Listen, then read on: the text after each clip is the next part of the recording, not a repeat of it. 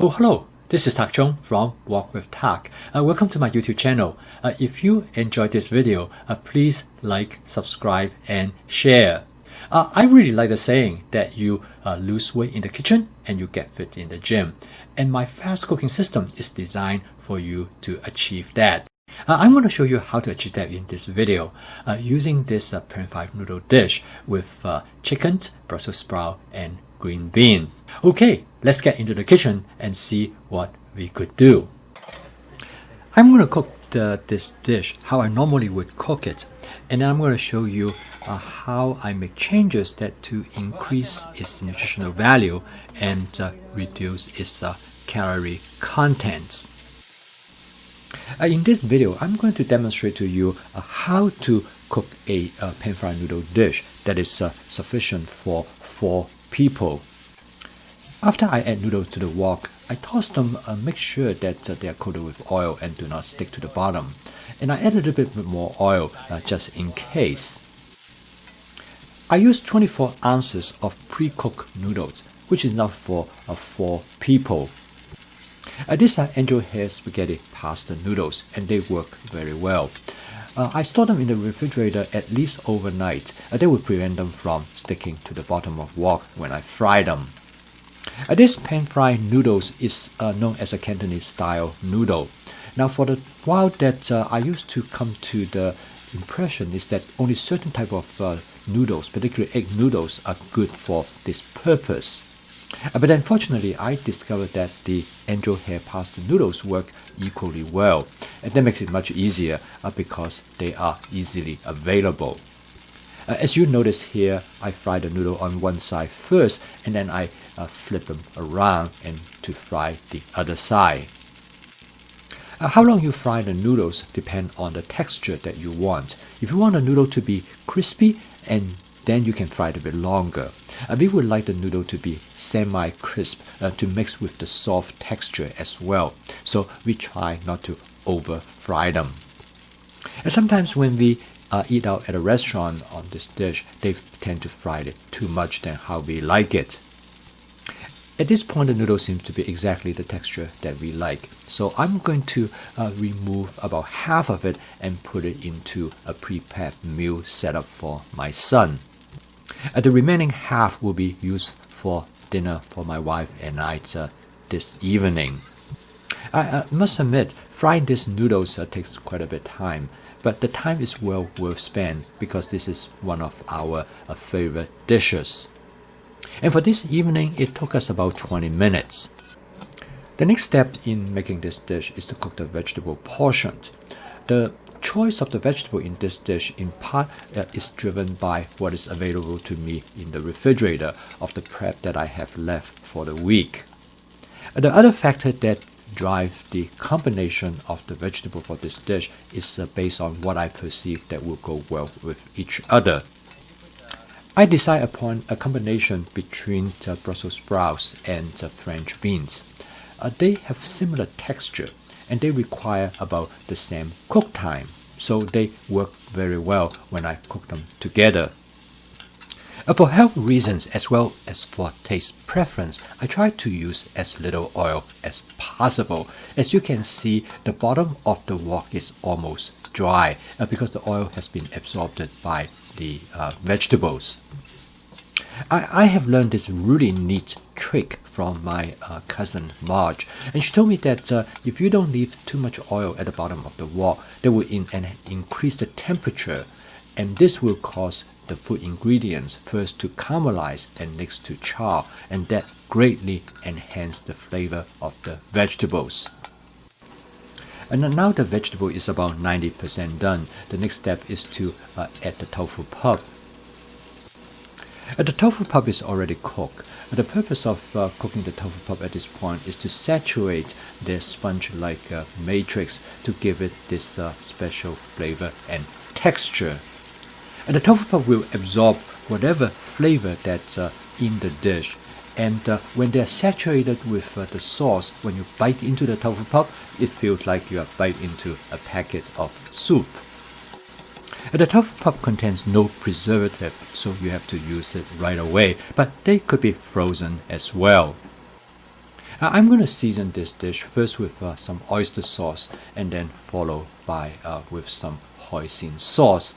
This is a seasoning strategy that we use very commonly. It's something that we really enjoy. However, there are many other ways to season this dish, and we sometimes make some variations as well. For example, my wife really likes black bean as a condiment, but I do not like that as much as she does. So to add saltiness to the dish, I'm going to add a combination of some light soy sauce and followed by with some dark soy sauce. When I cook, I do taste test frequently to make adjustments to the dish. And for example, at this particular dish, I decided after the taste test, I would like to add a little bit more oyster sauce. Quite often, I will thicken the sauce with cornstarch, but for this particular instance, I feel the sauce is just about right, so I decided I'm going to leave it as it is. And finally, I'm going to add the colored pepper to the dish, and after a few mix, the dish is ready, and I serve it right on top of the pan-fried noodles. I'm going to set this dish aside and cover it to keep it warm. The next step is for me to cook the chicken that will go over this dish. For this dish, I'm going to use 1 pound of chicken.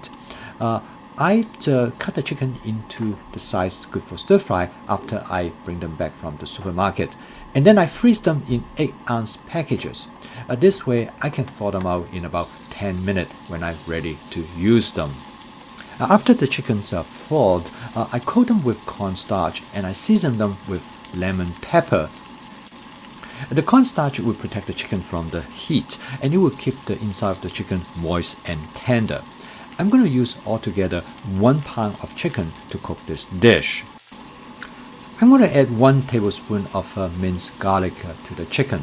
The garlic serves 2 purposes. Of course, first is to enhance the flavor of the chicken. But secondly is that it will coat the chicken. Because the garlic has a high level of sugar, so under high heat, when there's not enough oil, the garlic will caramelize. So when the chicken is coated with garlic, they will take on a resemblance as they has been grilled. One of the drawbacks of this approach is that the garlic will burn to the bottom of the wok. However, I have developed this method to dissolve this burnt material from the bottom of the wok and incorporate them into the dish. I use a squeeze bottle by depositing water directly to the area where the burn exists. The water dissolves this burnt material, and in combination with the wok spatula, you can easily scrape everything off, and then you can mix it in with the chicken. This turned out to work very well because not only it enhanced the flavor of the chicken, but it also creates a light sauce for the chicken. And now the chicken is done. To complete the pan-fried noodle dish, I transfer 3 ounces of chicken over on top of it. The remaining of the chicken that I will use for my son's prep meal. This, without the question, is my wife and I's favorite meal. We finish almost everything in that dish with just a little bit left for our kiddies. Okay, let's take a look at the nutritional outcome of this dish. The angel hair pasta contributes to 475 calories. The chicken breast, 177 calories. The canola oil is 120 calories. The soy tofu puff is another 120 calories. The French bean at 12 ounces is only 108 calories. The Brussels sprouts at 6 ounces is 74 calories. And the remaining are the sauces. The bell pepper is only 11 calories. So the total calorie content of this dish is 1210 calories. So the next, I would like to create a hypothetical situation. Is it possible to reduce the number of calories, but also to enhance the nutritional value of this dish? First of all, I'm going to focus on reducing the calorie content of this dish. Starting by reducing the pasta from 475 calories to 285 calories. The next is to reduce the calorie content of the chicken breast from 177 to 118 calories. And then the soy tofu puff contribution from 120 to 60 calories. Also by eliminate the cornstarch, that will reduce 30 calories. And next, I will focus on to enhance the nutritional value of this dish. First, I will increase the French beans from 12 ounces to 14 ounces. I will then increase the Brussels sprouts from 6 ounces to 8 ounces. And then lastly, I will increase the bell pepper from 2 to 3 ounces. With these changes, I will enhance the vegetable serving in this dish. The total change will lead to a reduction of calorie from 1210 calorie to 919 calories. This will make the individual calorie adjustment from 605 down to 459 calories. This will offer a total reduction of 145 calories per person. In this video, I demonstrated an example by using the calorie numbers. But in actuality, you don't even have to count calories at all. All you have to do is to follow these 4 basic guidelines. First, you should always cook whole food. And secondly, cook food that are interesting to you. And third is that you should always cook food with low calories. And lastly, cook food with diverse ingredients. When you combine with my fast cooking system, cooking will be fun, efficient, and creative. Thank you for watching. If you enjoyed this video, please like, subscribe, and share. I'll see you next time.